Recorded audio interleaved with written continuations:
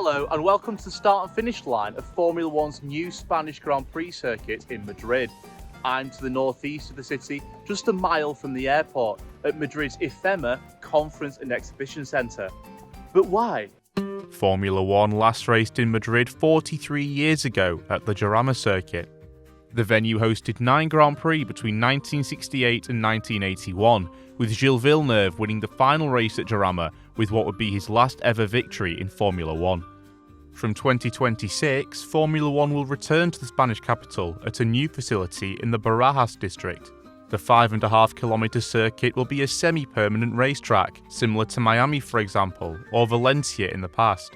The section in yellow will be a purpose-built racing facility, while the section in blue will wind along public roads. The section in red, which includes the main straight and pit lane, will be based on the site of the IFEMA Convention Centre, which hosts business fairs and conferences, including the NATO Summit in 2022. The venue is just one metro stop from Madrid's airport, making the circuit accessible to fans from all over the world. Furthermore, around 90% of spectators will be able to reach the track on public transport. This is important to the sports owners Liberty Media, who prefer races in cities as a way of bringing F1 straight to its fans.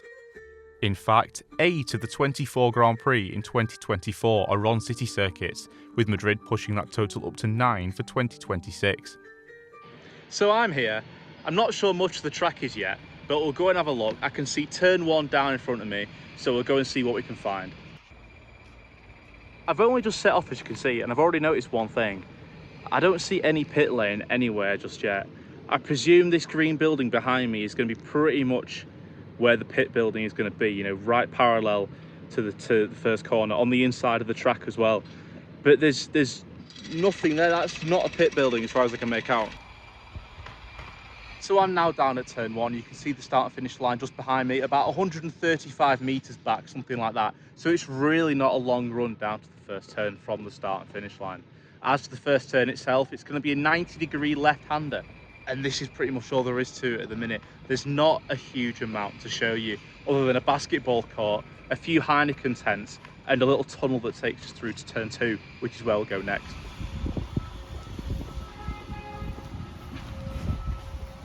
So here somewhere behind me will be the second corner, the right-hander of turn 2, which will then go over my shoulder this way towards turn 3.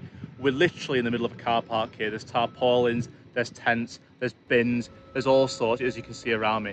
It's a long, long way from being anywhere near ready to race on, but somewhere in amongst all this, hidden from view, is a turn 1-2 chicane.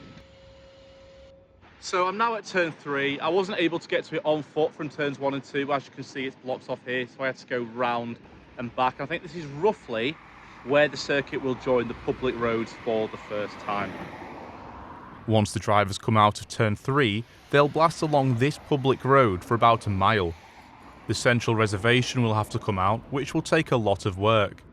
It doesn't look like Monaco, for example, where the street furniture is temporary and can be easily removed. Come race day though, we should see a nice wide straight and some wheel-to-wheel action.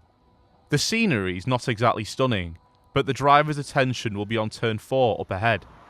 It's a flat-out right-hander with this roundabout in the middle, which will also have to go.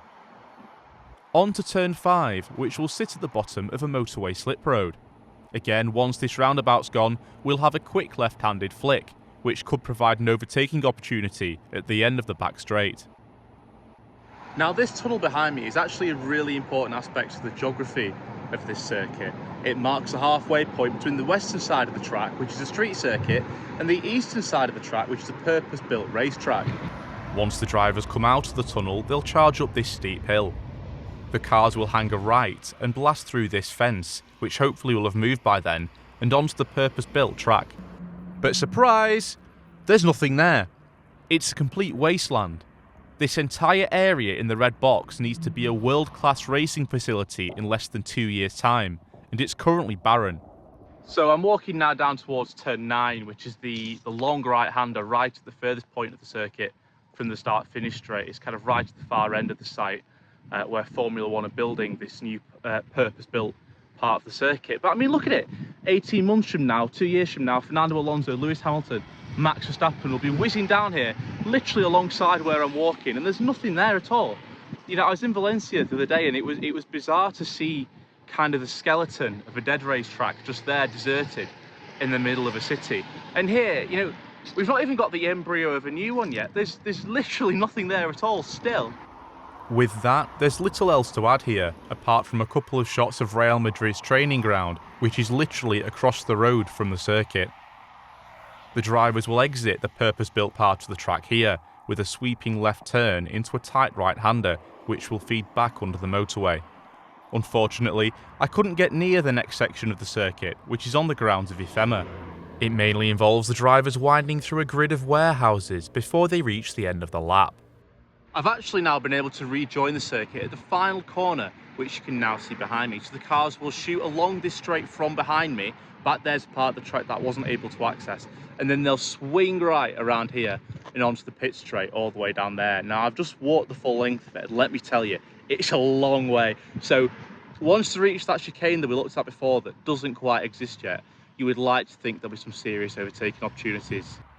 Just looking at the profile of the corner as well, it does look like the space to make a really kind of nice, wide, sweeping right-hander, similar to what we see at the end of the lap at Catalonia, which should create some brilliant overtaking opportunities down in turns 1 and 2. And across the line. Does that make me the first person ever to complete a lap of the F1 City Circuit in Madrid? Probably not, but it was still very cool to see what the track looks like less than 2 years until Formula 1 goes racing in Madrid. Is it a street circuit? No, only about 1.5 kilometres of it is on public roads. The rest are on the grounds at the IFEMA Conference Centre, and also part of it, of course, on that ready-made permanent racing circuit, where construction's not even started yet.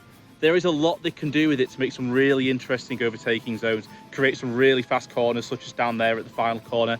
Whether that potential is realised, we'll have to wait and see, I guess. In truth, I do worry whether the track will be ready in time. I certainly expected visible preparation to have begun, and aside from the start line, there's no evidence at all that Formula 1 will be racing here in 2 years. There's definitely a lot of work still to do before the Spanish Grand Prix returns to Madrid in 2026.